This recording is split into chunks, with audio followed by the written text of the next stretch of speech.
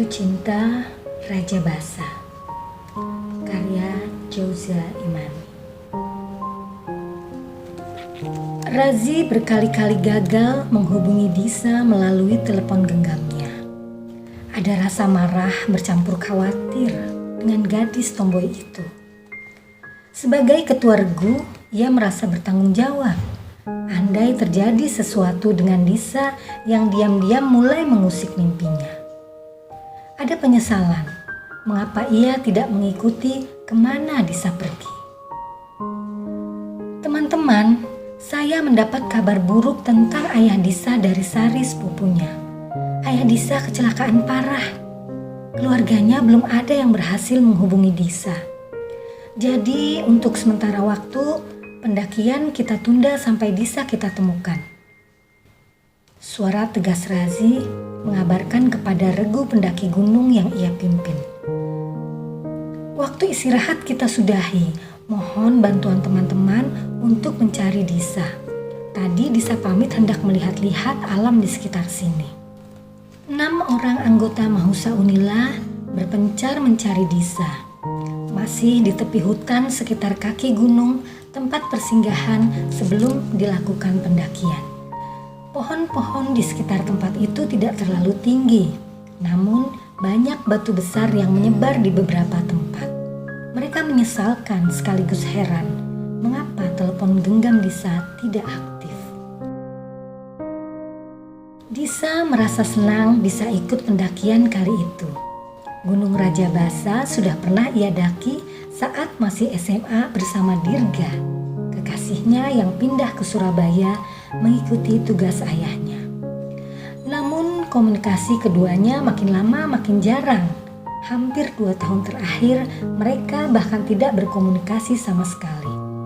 Meski tidak ada kata putus terucap dari keduanya. Disa ingin mengenang masa-masa indah kala itu. Saat mengukir nama mereka di sebuah batu besar di tepi hutan sebelum pendakian, dalam suasana hangat oleh kilau matahari yang menerobos dedaunan. "Apa kamu gak bilang ingin kuliah di Lampung saja?" tanya Disa kepada Dirga saat itu. Tangannya menyibakkan rambutnya yang keriting mekar. Disa jarang sekali mengikat rambutnya, kecuali saat mau makan, agar tidak ada yang ikut masuk ke mulutnya. "Sudah, tapi ayah memintaku kuliah di luar Jawa," ujar Dirga sambil menatap mata kekasihnya. Ia selalu mengagumi mata bulat itu.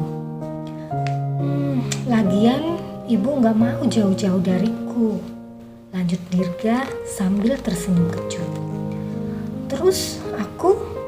rengek Disa. Meski berpenampilan tomboy, tetapi terhadap Dirga ia biasa bermanja-manja.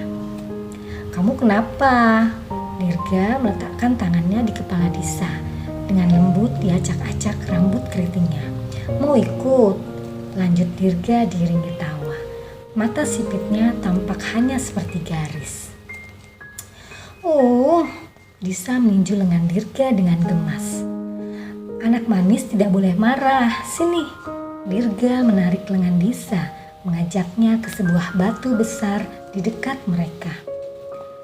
Dirga berjongkok dan mengorek-ngorek serakan batu-batu kecil dengan ranting kayu. Didapatinya batu kecil tajam. Lalu ia menuliskan nama Disa di sebuah batu besar itu. "Nih, gantian tulis namaku," ujar Dirga sambil menyerahkan batu kecil tajam itu kepada Disa. Disa tersenyum sambil menoleh ke kiri dan ke kanan. Tidak ada orang lain di sekitar mereka. Ditulisnya nama Dirga lebih besar daripada namanya. Dibubuhi lambang love di antara keduanya. Dirga mengambil batu dari tangan Disa. Ia mempertajam dengan mengukir nama mereka. "Biar awet," ujarnya sambil tertawa. "Kamu yakin hubungan kita akan awet?" Disa meragukan. "Yakinlah, suatu saat kita akan bertemu lagi di tempat ini." Dirga membuang batu di tangannya. ia meraih kedua tangan Disa. Disa membiarkan gemuruh di dadanya. Rasa senang bercampur sedih karena harus berpisah dengan pujaan hatinya. Matanya yang menghangat tak mampu menahan butiran air yang menggenang. "Jangan menangis, Disa." Dirga menghapus air mata Disa. Ia mengecup kening Disa perlahan sebelum merengkuh tubuh Disa ke dalam pelukannya. "Suatu saat kita akan bertemu lagi di tempat ini." Dirga mengulangi ucapannya dalam bisikan lembut. Disa bersorak pelan. Dari kejauhan ia melihat batu besar itu. Rasa penasaran mengajak langkahnya dipercepat. Apa benar tulisan itu awet seperti yang dikatakan Dirga? Ia berdebar saat langkahnya kian dekat. Ingatannya makin lekat pada 3 tahun yang lalu. Ada gejolak yang meletup-letup membentuk nada tak berirama. Namun langkahnya terhenti. Tiba-tiba tanpa ia sadari, seseorang sedang menuju ke arah yang sama. Mereka bergeming di tempat masing-masing dalam jarak 10-an meter. Keduanya saling tatap. Dir. Keduanya terbata saling mengucapkan nama. Bibir mereka seperti keluh. Tak terbayang benar terjadi pertemuan seperti itu. Sejenak mereka saling menajamkan mata sebelum keduanya lebur dalam pelukan, bertukar gemuruh dan kerinduan yang lekat. "Kamu masih ingat aku? Sehat kan? Gimana ceritanya kamu bisa berada di sini?" Disa memberondong dengan pertanyaan, seakan-akan tidak percaya lelaki yang lenyap dari komunikasi itu kini ada di hadapannya.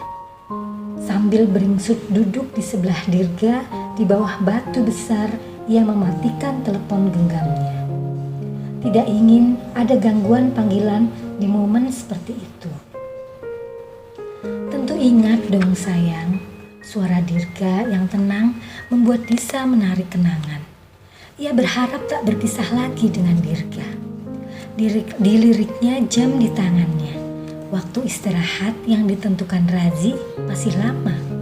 Ia menghabiskan waktu bersama Dirga. Dirga menggenggam tangan Disa sepanjang ia bercerita. Usulannya untuk mendaki gunung di Pulau Sumatera disetujui oleh komunitas pendaki di kampusnya.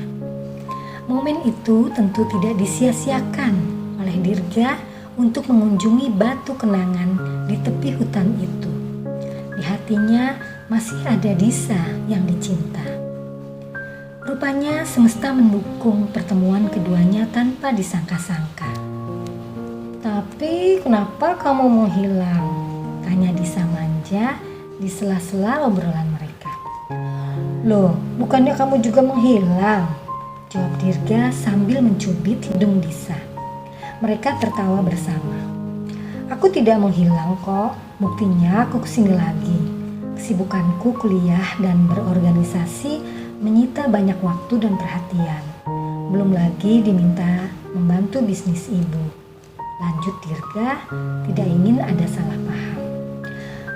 "Maafkan aku ya." Dirga merangkul bahu Disa. Dirga tentu saja tidak menjelaskan satu hal. Pernah singgah wanita lain di hatinya. Tetapi tidak lama, karena ingatannya selalu terikat pada Disa meski terhalang jarak dan waktu. Malah ada yang terlupa. Tiba-tiba Disa diingatkan oleh sesuatu. Ia beranjak dan menarik lengan Dirga. Seperti dulu saat Dirga menarik lengannya. Mereka berdua menghadap ke batu besar. "Benar kan kataku, suatu saat kita akan bertemu lagi di tempat ini." Dirga menatap lekat mata Disa yang indah dan ia rindukan. Dan benar, ternyata awet. Disa mengarahkan tangan Dirga ke batu besar itu. Nama mereka masih terukir di sana, meski sudah sedikit memudar. Disa, kau selalu ada di hatiku, ujar Dirga lembut seraya menyentuh pipi Disa. Perlahan ia mengecup bibir Disa. Maukah kau selamanya bersamaku? Disa tersipu. Ia kesulitan berkata-kata, membiarkan tubuhnya dalam kemesraan dan dekapan hangat Dirga. Kisah cinta di tepi hutan tak membawa firasat apapun bagi insan yang sedang dilanda kerinduan. Namun kebersamaan itu tidak berlangsung lama. Di kejauhan, Razi bergeming menyaksikan kemesraan sepasang kekasih itu. Ia tak menyangka Disa, perempuan yang selalu ada di mimpinya, ternyata telah memiliki kekasih. Hatinya memanas, bergegas ia menghampiri keduanya. Diikuti Tina yang menyusul ikut mencari Disa. Disa, teriak Tina membuyarkan kehangatan Disa dan Dirga. HP-mu kenapa tidak aktif? Kami sejak tadi mencari-carimu. Ada kabar buruk. Kabar buruk apa? Disa merapikan posisinya, berjarak dari Dirga dan mendekati Tina. Ia terkejut karena tiba-tiba ada Razi dan Tina.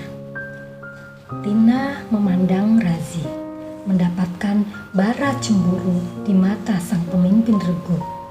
Ia tahu sejak lama Razi menyimpan rasa terhadap Disa. Kamu bikin susah. Razi luput mengontrol emosinya. Baru sekali ini ia berkata keras kepada Disa. Amarah disertai cemburu yang membara. Ada rasa sesal. Mengapa ia tidak segera mengungkapkan isi hati kepada Disa di saat hubungan mereka semakin dekat. Dan kini bukan waktu yang tepat untuk menanyakan siapa lelaki itu kepada Disa. Disa resah. Ia merasa bersalah kepada Razi, lelaki yang selama ini selalu menemani hari-harinya. Meski dekat, tetapi Disa hanya menganggap Razi sebatas teman karena Razi tak pernah menyatakan cinta kepadanya. Ia tidak pernah bercerita tentang Dirga kepada Razi. Kamu harus pulang sekarang, ayahmu. Tina menyela. Ia tidak ingin mendengar Razi berkata bercampur emosi. Ayahku kenapa, Tin? Disa tampak cemas. Ia menyesal telah mematikan teleponnya. Bergantian Disa memandang Riza dan Tina seperti ada yang mereka sembunyikan. Pulanglah sekarang, ayahmu membutuhkanmu. Tina berkata bijak. Ia tidak mengatakan yang sesungguhnya, khawatir suasana bertambah keruh.